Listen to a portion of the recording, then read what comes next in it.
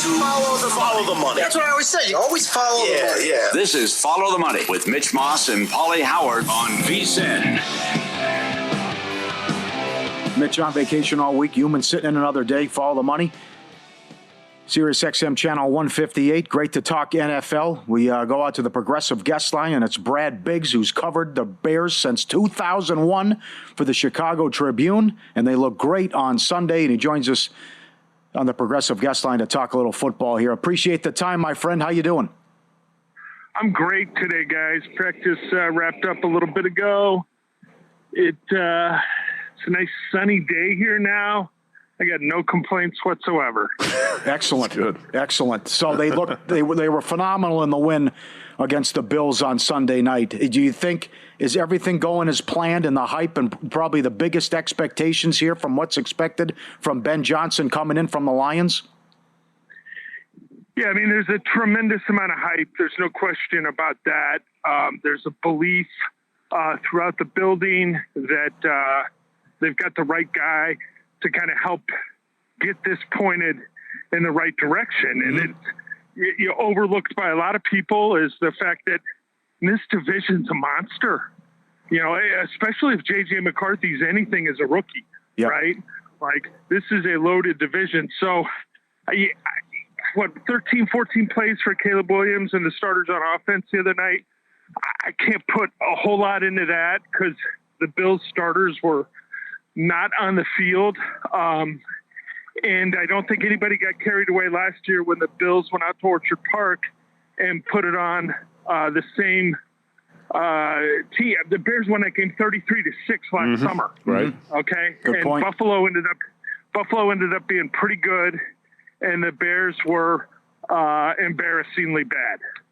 Right. Good points. But at least it looked like an NFL product and an NFL offense with what Caleb was doing and how he was finding his tight end. Have you seen that in camp? Is it no ad-libbing? He's running? Is it a design play? Well, and you bring up an interesting point about Caleb getting the ball to the tight end, because that's something that they didn't do last year. They had a guy in Cole Kmet who in 2023 had like 93 targets. And that number was cut drastically a year ago. I don't have the figures in front of me, but I want to say there were like 11 games where Cole Kmet had 3 targets or less last season. So, you're going to say, okay, well, why? Part of it's the scheme. Part of it's the play caller. Part of it's what the defense is doing. Part of it, too, is the quarterback not throwing the ball to the position. Part of it is the offense not running in rhythm very often, and it's difficult sometimes to get the ball to the tight end if you're not in rhythm, because you start throwing the ball late across the middle, and that's, as you guys know, that's how bad things happen. Yeah. I had a draft prop on the Bears to take Tyler Warren, the tight end from Penn State. They went with Colston Loveland, and you think he's going to be a big part of that offense. I've said, Brad, that Caleb Williams is kind of like a wild horse, and Ben Johnson's got to find a way to put a saddle on him. Do you think that's an accurate way to put it? Is Ben Johnson going to struggle trying to get him to play within the script, within the offense this season? Well, that's going to be the goal, right? Because what Caleb does in a really special manner right now, guys, is make the creative plays. Like, he operates in that creative world about as well as any quarterback does. And he's so comfortable doing that. But as we saw last season, and as we've seen with other quarterbacks before, it's really hard to make a living doing that, right? You can't constantly be in that world. And so getting him to be able to win from the pocket, where he was really poor at times last year, I think is the main objective. So it might look a little bit boring, right? But if it's a quick drop and it's a short throw to Roma Dunze or one of the tight ends on a little curl route, you know what? Second and 4 is a great play to be going into. Get your entire playbook open. When that happens, you're taking stress off your offensive linemen with something like that, where the ball's coming out so quickly. So it's just getting him to be able to play in rhythm and on time more consistently. It's not only going to make him better and the offense more effective, it's going to make the other 10 players around him better as well. You've covered the team since 2001. You've seen a lot of bad quarterback play. I would say the most talented guy they've had going back to the 70s was Jay Cutler. I mean, Trubisky didn't work out. So how bad does the fan base want this? And if this guy lives up to the hype and takes them to the playoffs year in, year out, that Caleb Williams could own the city. Is that true? Oh, yeah, but that was, the same thing was true for Justin and for Mitch and for, really everyone else that kind of rolled through here. As I tell my friends, I've got an advanced degree in identifying particularly poor quarterback play. And usually when I'm talking to my friends and I'm not on a radio show that my friend Bill Adie is associated with, I use a little bit more colorful language. Yeah. Like it's all there in front of Caleb. Like it's all out there. And I think he understands what it means. I think Ben Johnson is embracing the challenge that's set before him here as well. They've got a tough schedule this year, guys. I mean, they get some, you talk about tangling with the NFC. They're going to play the NFC East. They're going to play the AFC North. And then one of those, games based off where you finish in the standings is against the 49ers. I don't know a lot of people that think the 49ers are going to be really bad again this year, but they should be primed for a much more competitive season under a high-quality coach like Kyle Shanahan. Brad Biggs with us. He's up at the Bears practice facility, Lake Forest, north of Chicago. A short drive, Paul, from the Dairyland Greyhound Park across the border in Kenosha, Wisconsin. Oh, very good. Brad, have you stopped at Dairyland to bet the dogs after practice recently? No, I'm going to get home and I'm going to walk my dog Reggie and hope that he hasn't done any more damaged stuff that doesn't resemble his toys in the house. Oh, Reggie, what happened? Oh, poor guy. Hope he's all right. Quick question for you about I covered the Bears for 5 years and they never made the playoffs. Oh, so Brad's had 20 years of basically misery he's got to live through. You're talking about Bears quarterbacks. Yeah. It was right there for Jay Cutler, too. Yes, it was. Until he sat on the sideline in the NFC Championship game against the Packers and didn't want to play. How about the preseason game on Friday night in Kansas City? Chiefs are 1.5-point favorites, total of 42. I saw your tweet yesterday about Andy Reid's comment that he was going to play some starters here. How do you think both teams are going to play this game on Friday night? I think the Bears will probably get their frontline guys out pretty darn quick. Elements of practice today, they had probably 4 defensive starters not in there. Some of them have been out for a little while and they're working their way back, but it's all about getting healthy for week 1 at this point in training camp. So I'm not expecting those guys to be on the field long. I think you'll see backups versus backups way before the end of the first quarter, guys. Okay. Yep. They're high on Bagent. They just gave him $10 million. Mm-hmm. Were you surprised? Yeah. What'd you think of that? They talked about him. They've raved about him. Okay. Hardest working guy in the building, those types of things. So if you're going to rave about a guy and you want to set an example for other players in the building, you're talking about a low cost move because Bagent would have been a restricted free agent after this season, guys. I think it's like the base value here is you're looking at like $10 million for 2 years, and the second round tender, I think, for a restricted free agent going into next year is probably like $5.5 million. So he gets money now, so it's probably a win for him. I mean, good for him. He's that kid to come from Division II.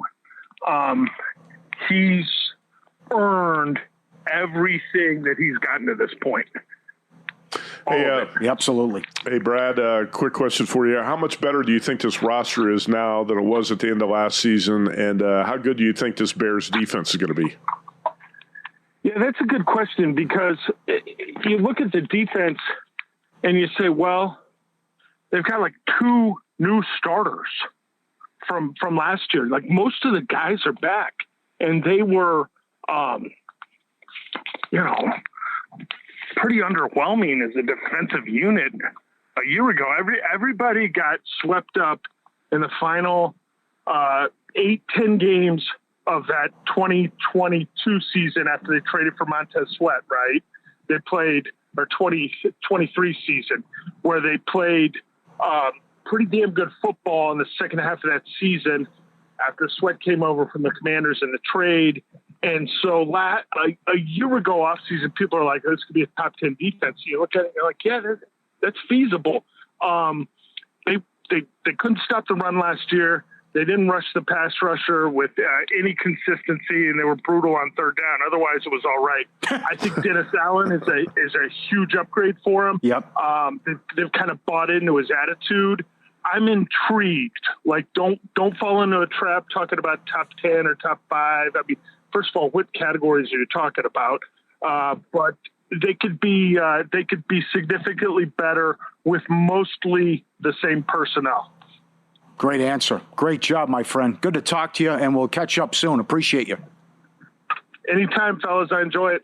Brad Biggs covered the Bears since 2001 for the Chicago Tribune. Follow him on X at Brad Biggs. Up next, the MLB card tonight. I'll try to do it again. I like this pick a lot. I'll tell you who it is. Their opponents lost 8 of 10. Coming up on Follow the Money.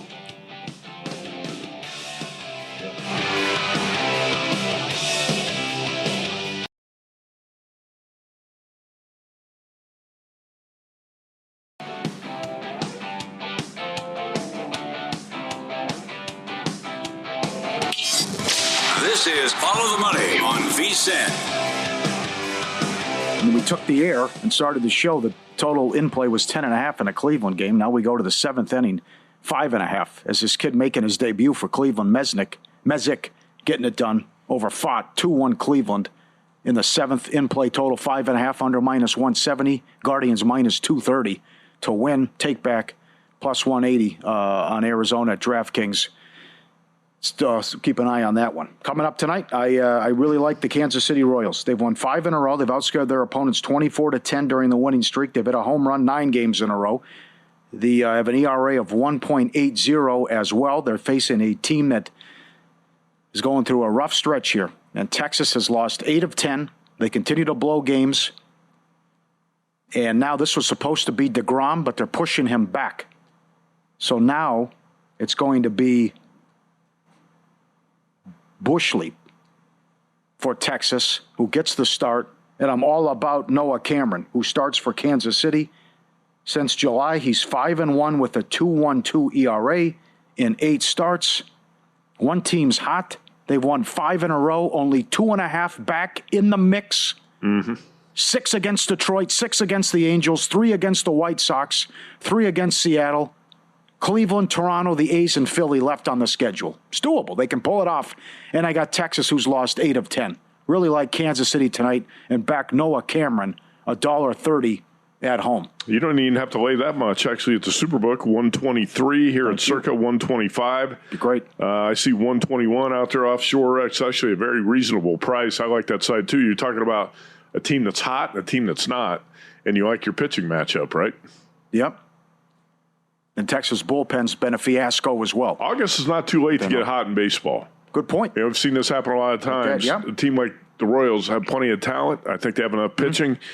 You get hot, it's a schedule breaks your way.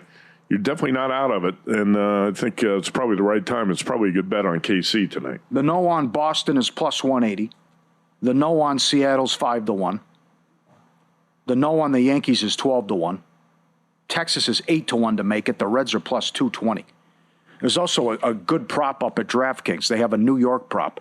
Both New York teams to make the playoffs is -240. No Mets, yes Yankees, 3-1. No Yankees, yes Mets is 9-1. No on both is 25-1. Yeah, I mean, the Yankees schedule, sets up well for them to make a run. Yep. They've been winning games. Yep. It's tough to bet that no at this point. I said a long time ago, a couple months ago, I did not think the Yankees were going to win the division. And I wasn't sure they were even going to make the playoffs. But they look like they're going to take advantage of this soft schedule here in August. I think both New York baseball teams are going to be in the playoffs, don't you?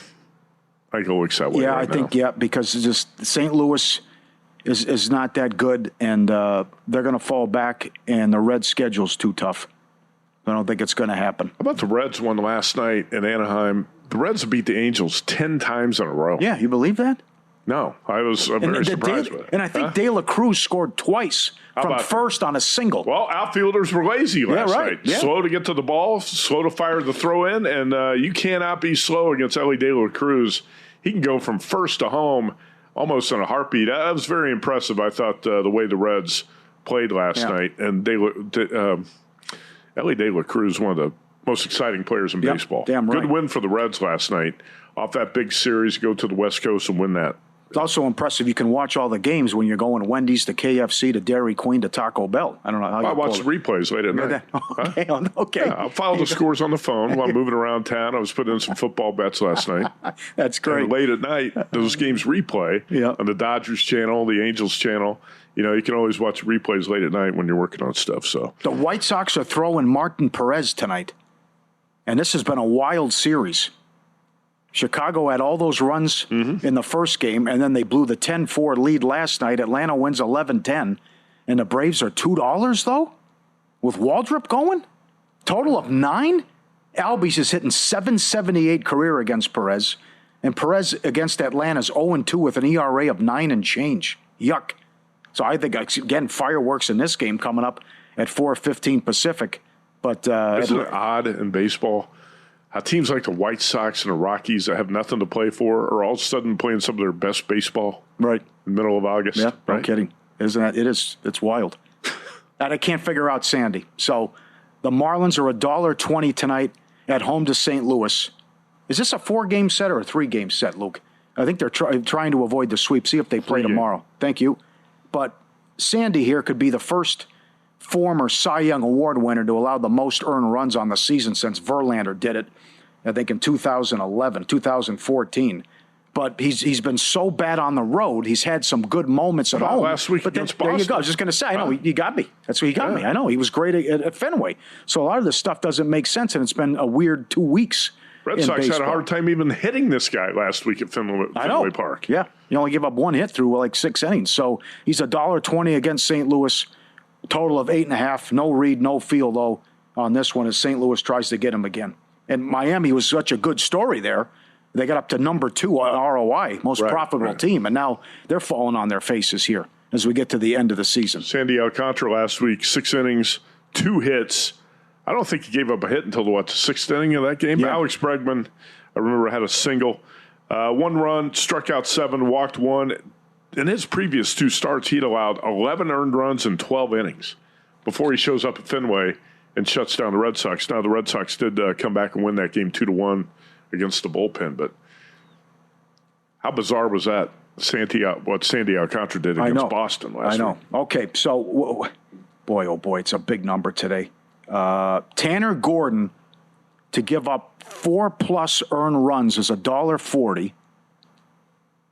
And to give up, what is he, 5? Because, I mean, they should just light his ass up tonight.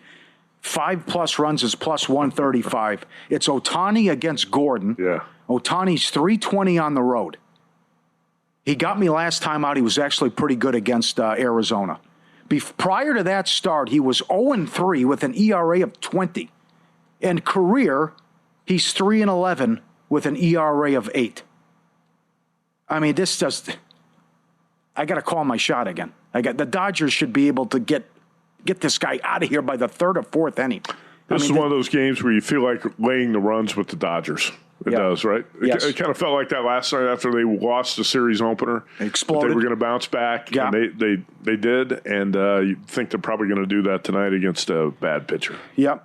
And they got all those runs last night, and Ohtani's starting to go deeper in games. Now you're looking at the 220. Ohtani was not very good against the Angels last week. That was a bit concerning, too. That was one of the worst starts I've seen him have recently. He tried to go into the 5th inning, and the Angels knocked him out.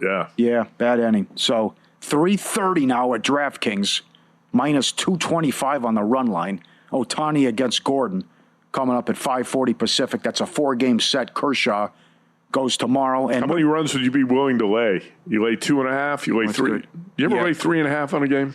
What is it? Did you look? 3.5 is even money. Oh, good call. Is it? Okay. If you want to lay 3.5. Yeah. This feels like could have done that last 11-3. Yeah. This feels like 11-3, something like that. I think 9-2 something. Absolutely. So what do you think of this Reds game?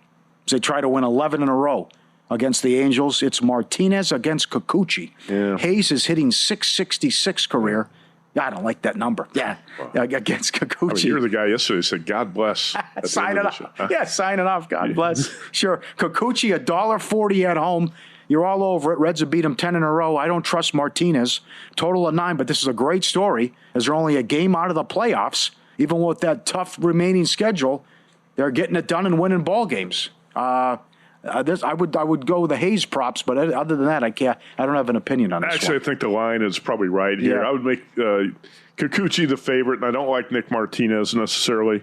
Angels, I thought, should have been probably in the minus 125 range. I see 135. I would not bet the Reds tonight. Yep. Okay. And one more, the night game, the Friars, Sears, $1.60 against the Giants. Good win last night. Pavetta was great.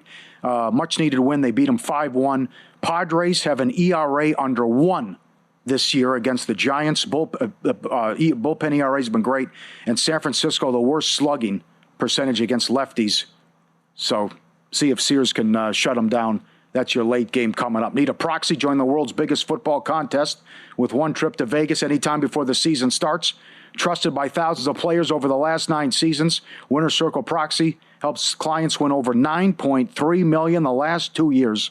Learn more about using a trusted proxy service. Visit winnercircleproxy.com/VSiN. Also, I would say locals need to get it too, because sometimes life gets in the way. You fall asleep at the wheel. You never know. It's always good to have that in your back pocket as well. And we just met someone who did that.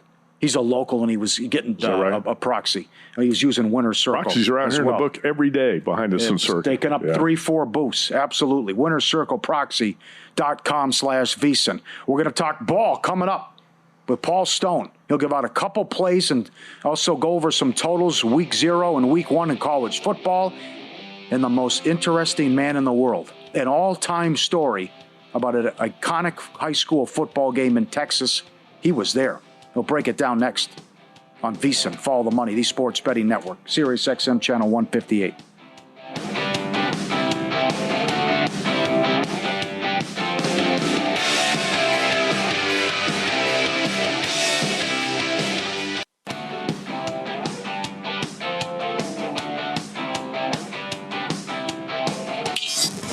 This is Follow the Money on VSiN.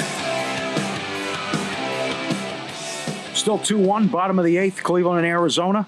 In play total 4.5, and Cleveland now $5 on the money line in play. And we'll get you ready for the night session coming up a little bit later in the show and dig deep into this unbelievable Netflix documentary. How about them Cowboys? It is strong. We'll get to that coming up. It's great to talk football. Week 0 is right around the corner.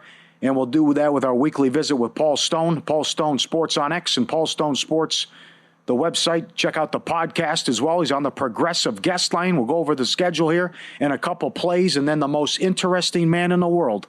Remember, he told the story about death row and then running all the marathons. He was a newspaper man for a long time. He's got an unbelievable high school football story that he will share coming up as well. How you doing, sir? Good to see you. Oh, man, good to be with you and Matt today. We got football, I guess, here in 3 days, so it's our time of year. Get ready to go. All right, my friend, let's start with the late game on CBS. This was Stanford minus 2.5. Hawaii now laying 2 in this game. Who do you like in the late game, my friend? Take it away. Yeah, I'll tell you, I'm going to kind of wade in here, guys. I'm going to offer a couple of half-unit plays today. Then we'll get back to the regular size unit. But, looking at this Stanford team, first of all, it is just difficult to imagine that one season ago they defeated both Syracuse and Louisville. Yeah. Quite the feat. But this year, they lost a lot of players in the transfer portal. Obviously, some of their better players. They lose defensive end David Bailey to Texas Tech. Wide receiver Emmett Mosley, the fifth, really closed strong. He's now at the University of Texas. And they lost their coach, Troy Taylor, fired in late March amid allegations of mistreating female staff members. So in steps Frank Reich, an old buddy of Andrew Luck's. He's going to be interim coach.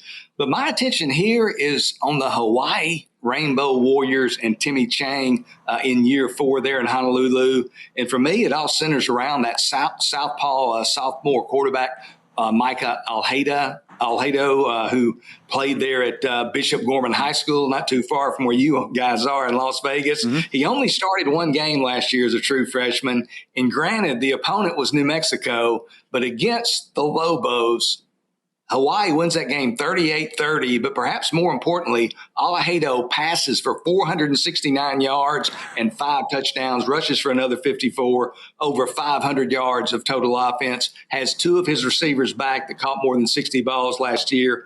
I like this Hawaii team. I think they're going to win this game. A big line movement, but across 0, so not quite as significant. Mm-hmm. I like Hawaii -2 over Stanford Saturday night. Paul, I'm with you there. You and I talked about this a few weeks ago. I got Hawaii +1.5. I think you probably got the same number, a little bit better. What'd you get here? I got +1.5. I got it not at the peak, not at the best, but I played it, well over a month ago and got the +1.5 with Hawaii. I'm with you. I still think you can lay the 2 here. I hate it when dog flips to the favorite, but again, Hawaii looks like the clearly superior team to me. Micah Alahado, don't forget that name. He's going to be a quarterback who puts up some big numbers like he did in that game against New Mexico. We were talking about dog racing, Paul, and you're a guy I know who likes the horses. I was talking about the Dairyland Greyhound Park up in Kenosha, Wisconsin. Sure. Derby Lane down in Tampa, a couple legendary tracks. Paul Howard's never been to a Greyhound track. You have, right? How many times? He calls you the most interesting man in the world. I got to think you've made several trips to dog tracks. I've driven by the dog track in West Memphis, Arkansas on I-40, and I don't get out of the car because it's a kind of rough place there. So I've never been to the Greyhound races, man. Wow. Me and Pauly are in the same boat there. I've been to horse races too many times. That's kind of where I got my college education. I was supposed to be taking, courses for credit, and instead I was matriculating in the daily racing form, you might say. Yeah, good for you. Good for you, School of Hard Knocks. All right, 4 o'clock Pacific, 7 Eastern. Sam Houston in Western Kentucky. Total 61.5, 61 in that range. There's a 62 out there. What do you think of this one? Sam Houston had a good year last year, but in light of how bad they were offensively, take us through this total here. I'll tell you, first of all, Western Kentucky, they deservedly have a reputation of being a fast-paced team and a high-scoring team under seventh-year head coach Tyson Helton. But after averaging a little over 44 points a game back in 2021, the Hilltoppers, they have kind of slowed in each of the last 3 seasons, averaged only 24.9 points per game last year, and actually finished the season on an 8-4 underrun. They scored 31 points or fewer in 11 of their 14 games. So this is a big ask here. They've got a new quarterback, Maverick McIver, who comes over from FCS Abilene Christian, a new offensive coordinator in Rick Bowie, who was his offensive coordinator there at ACU. And they're going to score some points this year, but it takes time to get that offensive side of the football to gel, especially a passing game where you're passing the ball probably 65% of the time. And that's kind of what I'm banking on here. I will note a lot of the viewers and listeners are going to remember that game Abilene Christian played against Texas Tech last year, went to overtime. Yeah. McIver threw for over 500 yards in that game. Really impressive. So he can sling it around the yard, but they got a lot of new faces on offense. Again, it's going to take some time to gel. I came up with a trend that I found, did some research here, dating back to the start of the 2021 season when totals are lined in the 60s in a game played in either week 0 or week 1. So basically teams' first games, the under is 27-12 against the spread. So a total in the 60s, 27-12 to the under. I'll take a half unit on this game as well. Sam Houston, Western Kentucky, to go under the total of 62. You could listen to Paul Stone break down college football all day. Damn right. Look at this guy. He's got the Circus Survivor hat. Look at the way that room is decorated. You can tell he's married. No guy decorates his room like that. He's got plants, bamboo, curtains in the back, right? That's got to be your wife who decorated that room, correct? My wife is a great decorator. She's got a beautiful yard. Sometimes maybe I'll do my appearance out in the yard. We've got a beautiful garden, rock garden, just all this work that she's done. It makes me look bad because I'm up here handicapping games and betting, and she's out there sweating and working in the yard. But, yeah, she definitely has her touch here. This is my media room, though. It kind of doubles as such. Look at all those plants, Paul. Over under 3.5 plants in the background. I mean, how many do you have in your house? Over. 0? Yeah, damn right. How about Farmageddon, Iowa State and K-State? Did you take 3.5 or 4? Did you take the best number with the Cyclones or no? You know, I'm really torn on this, and I thought about taking Iowa State when it was +4 and missed it, and now obviously it's kind of settled at 3. And, I'm torn. This line's right where it should be. It's obviously a number that's very mature. It's been worked over. It's been out there for several months. These are two of the teams I think could win this Big 12 conference, and the winner of this game in Dublin on Saturday is kind of going to have a leg up on the rest of the field. But both these teams have questions, and that's what kind of concerns me about this game. First of all, looking at Kansas State, DJ Giddens has he's gone, and he had over 2,500 yards combined rushing over the last 2 seasons. They do have Dylan Edwards, who's a lighter guy, probably not going to be able to carry it 20 times a game, but quite capable. But still, Giddens, man, that was a man. He was a horse back there in the backfield. They also are going to be debuting 2 new offensive tackles, 2 new cornerbacks. So a lot of new faces for Kansas State, and kind of the same for Iowa State. They lose 2 highly productive wide receivers, both of them drafted in the first 3 rounds of this past spring's NFL draft. Both these guys had almost 1,200 yards receiving last season alone. Of course, talking about Jaden Higgins and Jalen Noel. They also have some questions, does Iowa State, across their 3-man defensive front. So if it gets to 3.5, I might take Iowa State, but otherwise I'm just going to be enjoying these plants here and drinking flavored coffee and fresh squeezed orange juice and just watching this one for pleasure. I know you. How about totals? Because the Stanford-Hawaii total's been bet down from 55. I agree with that move. Paul, you're very good with the totals. Did you bet any of those in these first 4 games? Well, I did bet, of course, the one that I just mentioned, the Sam Western Kentucky under 62. Didn't bet hadn't bet any of the other ones. Last year I'd been really good in totals for about the past decade or so, but last year and even the year before, I've kind of run out of gas. So I've reassessed. I'm going to be very selective in my totals, but nothing to answer your question on the total side of the board at this point. Did you bet? You gave out Baylor to win the Big 12, correct? I recommended on your program splitting a unit between, I believe, Arizona State and TCU. Okay. My mistake. Okay. I'll tell you what, I'm mistaken. I think it was plus 600 on Arizona State and plus 700 on Baylor, splitting a unit. Baylor, okay. That's what I thought. Okay. You said Phil Steele picked Baylor to win the conference. Phil Steele also picked Baylor as well. I thought Paul did that very good. All right, the most interesting man in the world up next, a double shot. He was working for a newspaper covering this game. He sent in clips. He sent in photos. I can't wait to hear the story coming up next. The game was so wild and crazy, it was on SportsCenter on ESPN. Paul Stone with a breakdown of what happened and the incredible finish. High school football game in Texas years ago coming up on Follow the Money. How many plants do you have in your place? 0. The Sports Betting Network.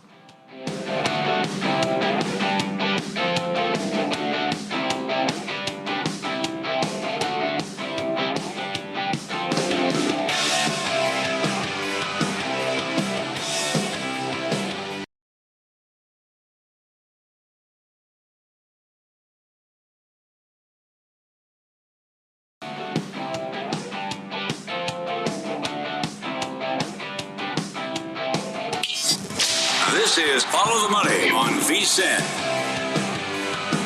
Back at it, double shot, Paul Stone on the Progressive Guest Line. Follow the Money, Pauly Howard, Matt Youmans, VSiN, the Sports Betting Network. He was a sports writer and then they kicked him off the beat, and then he went on death row. He told that story. Incredible stories. This guy can tell a tale, and he's going to do it right now. So they sent in a bunch of clips and front page stuff from the newspaper. This was on Sports Center years ago, an iconic high school football game. John Tyler High against Plano East. Take it away, Mr. Stone.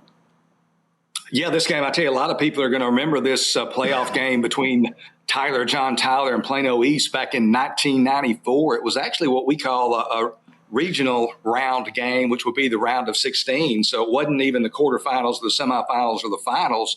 The team that won this game would have to win 3 more games, which the victor did to win the state championship. But this was a game it was a highly awaited game.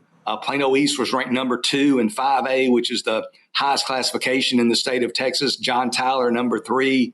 Both teams undefeated at 12-0, playing at Texas Stadium, which is where a lot of the now demolished Texas Stadium, which is where a lot of high school playoff games took place back in the day.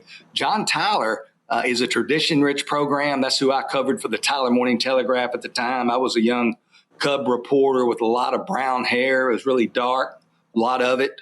It's not like that anymore, but it was time waits on no one. But I was a younger man then. But John Tyler is a tradition-rich program there in the state of Texas, in the eastern part of Texas. Gosh, look at that picture. Oh, boy. Oh, look at that. Wow. Is that the same guy? It's not the same guy. There's no way. No, those glasses are in the Texas High School Sports Hall of Fame in Waco, Texas. They have a display case. But John Tyler, in 1994, they're seeking their first state title in 21 years. They had won it previously in 1973, had a running back named Earl Campbell on that team that you've maybe heard of, who was pretty good and had a pretty good career after that. But I'm going to throw in this quote. Doesn't pertain to this John Tyler Plano East game, but one of the best quotes ever after John Tyler beat Conroe in the playoffs that year, 1973. The legendary coach for Conroe, W.T. Stapler, one of the greatest quotes ever, said, quote, "I always thought Superman was white and he wore a cape, but I found out today he's black and he wears number 20 for the John Tyler Lions." So a little bit of John Tyler trivia that some people will remember. But John Tyler's had a lot of great players. Aaron Ross came through there just to set it up. Kendall Hunter, running back for the 49ers. His career was curtailed by injuries. Tyus Bowser, most recently. Gary Baxter played at John Tyler. And then Plano East, several professional football players. Justin Blaylock, an offensive lineman, played for the Falcons. And then Jake Arrieta, 2015 Cy Young Award winner. He's a graduate of Plano East High School. And a member of the Fab Five, University of Michigan, Jimmy King, went to Plano East just to kind of set up some of the alums of these two prestigious schools here. But anyway, teams are undefeated. Two of the better teams in the state. The winner feels like they got a chance to make the state championship. I think John Tyler led maybe by about 4 at the half, but they started pulling away in the second half, led 41-17 with 3 minutes and 3 seconds to go. So led 41-17 by 24 with 183 seconds to go. Matt's been a sports writer before. I wrote the first half up at halftime. I'm working on my lead. I'm trying to get my first run, the first edition of the paper story finished, early deadline. Game's over. But then Plano East has different plans. And a lot of people out there, I know people were at that game, maybe even played in that game. I'll be interested to see if we get any feedback. But Plano East scores a touchdown after John Tyler goes ahead 41-17 pretty quickly on their ensuing offensive drive.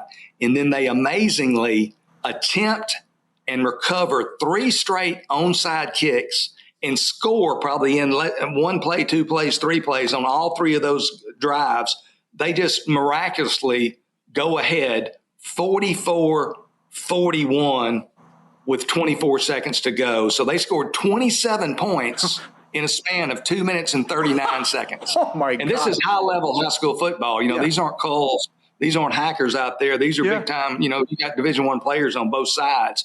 So it's just incredible. I can remember John Jock Taylor. He was a writer for the Dallas Morning News, a longtime writer for the Cowboys, actually, who was covering high school beat at the beginning of his career. He was excited about Plano East, their comeback, because they, he was covering that team. But, man, it's just crazy. It's 44-41, 24 seconds to go.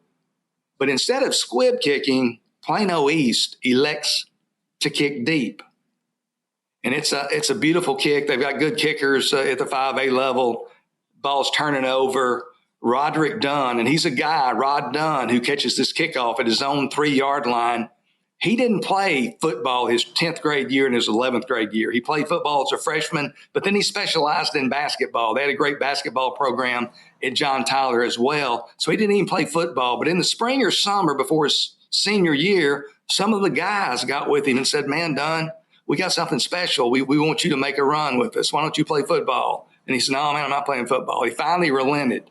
But Rod Dunn is about to catch that kickoff. He had previously fumbled the most 2 recent onside kicks. He was on the hands team, and he had muffed the last 2.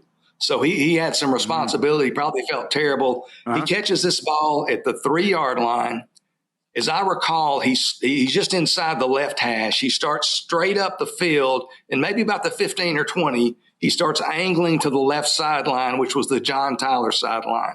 He's got a wall. You see 3 guys for John Tyler. They're wearing numbers 50s and 60s, but at John Tyler, everybody can run. So they're flying down the sideline. And you see, like at the 35 or 40-yard line, his own 35 or 40, I say, man, this guy's going to go all the way unless this one defender is going to be able to, like, push one of the 3 blockers that's the wall between Dunn's on the left sideline. These guys are between the Plano East defender and Dunn. Unless he pushes them and causes a bowling ball effect and they trip up Dunn and he goes out of bounds or gets tackled, he is gone. And I mean, about the 50, it was all over. I mean, they were the trainers running down the sideline with him, coaches. He scores. They win the game in miraculous fashion, 48-44. They've got 3 games left, though, and they went on and won the state championship. They beat Richardson Lake Highlands the next week in the quarterfinals, beat Arlington High School after that in the semifinals.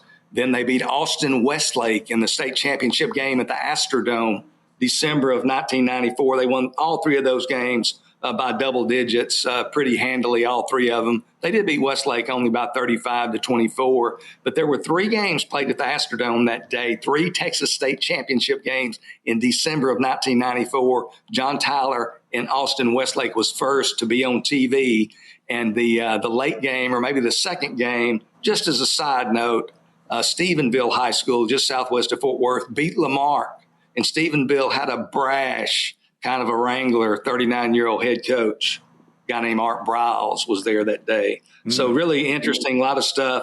A lot of people also will remember the announcers for that game for the local access station there in Plano. A guy named Denny Garver was one of them, Mike Zafuto, and then there was one other guy named Eddie Clinton, and those guys were on The Tonight Show with Jay Leno the next week because of their call of that game. They were so folksy and Homer and just, kind of a down-home delivery. I know Pauly, he likes my vernacular and my dialect and probably thinks I'm a little bit country, but these guys, man, I speak the Queen's English compared to these guys. They're really country. I mean, at one time when they came back and Plano East takes the lead, one of the guys says, instead of giving some detail about the game, he said, boys, I done wet my britches. So he says that. Oh, boy. And then when the guys returning the kickoff, and many people will remember this, I know people are listening to remember it, instead of calling the Dunn's kickoff return just a play of the, just incredible, this is basically what it was. Oh, no, I don't believe it. God bless those kids. I'm sick. I think I'm going to throw up. I got it out off the script. The commentary was classic. God. That was their exact. You got to Google search this and watch it and listen to the commentary. It's quite, Paul, that might have been the craziest high school football game ever, right? It's been voted just time and time again as the greatest high school game in high school football game in history. And the reason this came to mind to say, hey, we ought to talk about this is I was watching ESPN last week. They were kind of premiering their national high school coverage, and they were showing clips from the Plano East John Tyler game from over 30 years ago, 1994. So that game still, the memories of it, just the incredible comeback, and not just the incredible comeback by Plano East, but then the ensuing kickoff, and John Tyler wins, goes on to win the state championship these guys will never forget about this game. I mean, I think about it often, see some of those guys from time to time, just kind of the highlight probably of my media career. Thanks for sharing that. That was unbelievable. I appreciate it. And we'll check in next week. Go get them with the picks. Thank you, sir. Good deal. Good being on with you guys. Be safe in Hawaii, man. Y'all take care. The guy who returned the kickoff is friends with the general manager of Mama's Pizza. Small world. Up next, we can rock on with week 0 in college coming up on Follow the Money.